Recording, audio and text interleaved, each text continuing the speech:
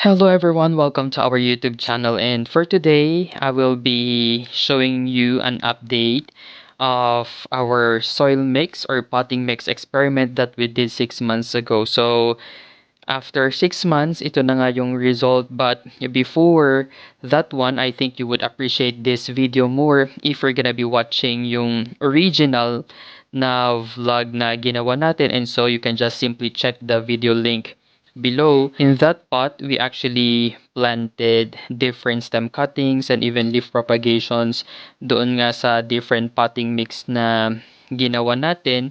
So, yung isa is yung typical na potting mix natin, while the other one naman has our fertilizer. Naglagay tayo ng fertilizer sa kanya.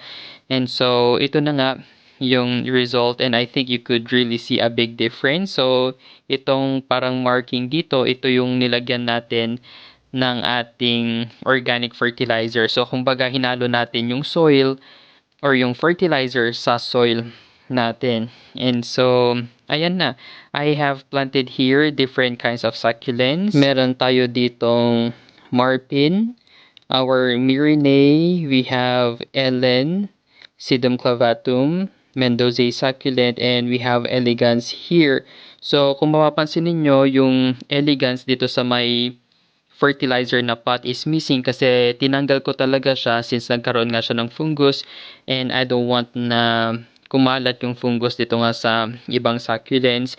But I guess if I won't or if I didn't remove the elegance, it would be bigger as compared to the other pot na yung ordinary potting mix lang ang nandun. So I think I don't need to describe more about the differences of the two kasi sobrang obvious naman na mas malalaki and mas healthy yung mga succulents na nakatanim nga doon sa potting mix with fertilizer. And so sa ngayon, I will be showing to you how we make this kind of potting mix para just in case you also wanted to do it, pwedeng-pwede nyo siyang gawin. So let's start off with our typical potting mix na alnos compost with pumice stone. So yung ginagamit kong ratio is 70% alnos compost and 30% na pumice stone. So itong organic potting mix na to is okay naman siya. It's just that we will be adding more nutrients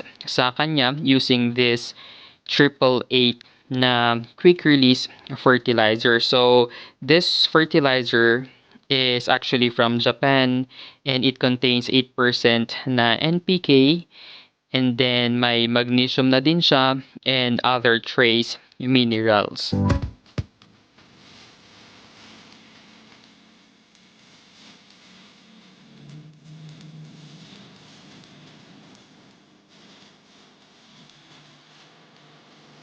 So, itong fertilizer na to can actually be bought separately sa ating Shopee and Lazada store. Ayan, tag 20 pesos lang yung single pack nito. Pwede rin siyang i-dissolve sa tubig, and pwede natin nga siyang gamitin na pangdilig sa ating mga plants. So, ito is not only for succulents, but pwede siya sa all kinds of ornamental plants, for our vegetables, for our fruits. And so, ayan, imimix lang natin siya. And after mixing, pwede na natin siyang gamitin na potting mix for our succulents, for our plants, for our vegetables. So, whatever na gusto ninyong itanim, pwedeng-pwede siyang gamitin. And so, today, I decided to choose 5 different succulents na itatanim nga natin doon sa ating newest na potting mix. So itong 5 na to are actually my top 5 favorites sa mga recently bought na succulents natin.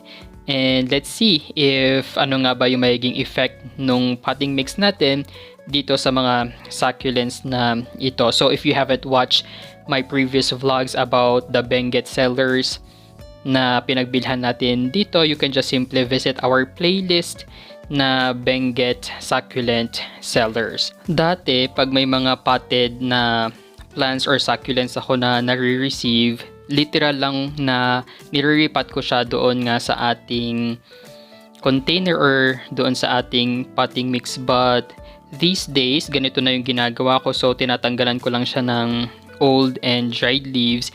And then, after talagang kinakat ko na siya, So it's like propagating it at the same time. So ito, yung pinagkatan natin, we are expecting na magkakaroon siya ng offsets after several weeks or several months. So in other words, magkakaroon tayo ng new succulent plants after cutting, and then sinasabay ko na din na magtanggal ng ibang leaves for leaf propagation as well. So hindi ko alam if mabubuhay ba yung mga leaves na ito, but definitely, diba, at least we are now giving it try, kasi hindi lahat ng mga leaves ng succulents is pwedeng i-propagate or madaling i-propagate. Yung iba namamatay lang talaga. And so this is yung ating 6.5 inches na white pot, and ilalagay na nga natin yung prepare nating potting mix dito.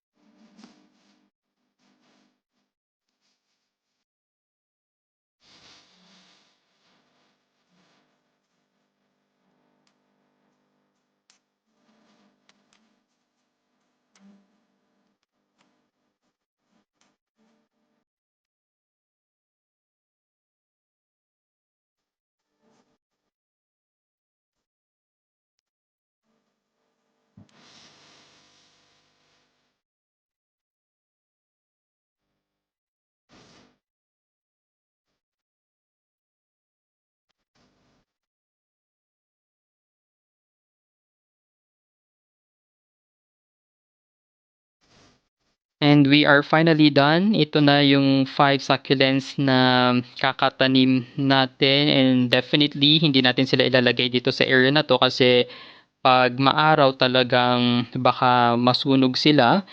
And so while they are still growing their roots, ilalagay muna natin sila doon sa ating mini greenhouse na talaga namang nasa bright and shaded area lang sila. So I'm so excited, especially for this Echeveria hera, kasi sobrang ganda ng itsura niya once talagang na-stress na siya and naging stable. And I have a good news to all of my Philippine subscribers and buyers na din sa ating online stores, kasi starting now, every time you're gonna be buying 5 kilograms na potting mix natin, automatically you would get a 50 peso discount. So originally nasa 350 pesos yung price niya, but then pag 5 kilograms nga, you will only buy it for 300 pesos plus may free na siyang organic fertilizer na ito. So all you need to do is simply mix it sa inyong potting mix pag ready na kayong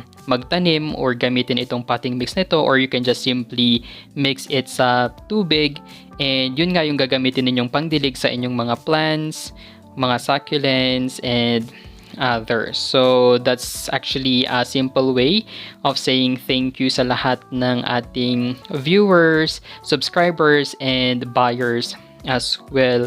And syempre, iba pa yung mga discount codes na I actually started to add sa aking mga vlogs. So thank you guys for watching. Don't forget to like and subscribe to our YouTube channel.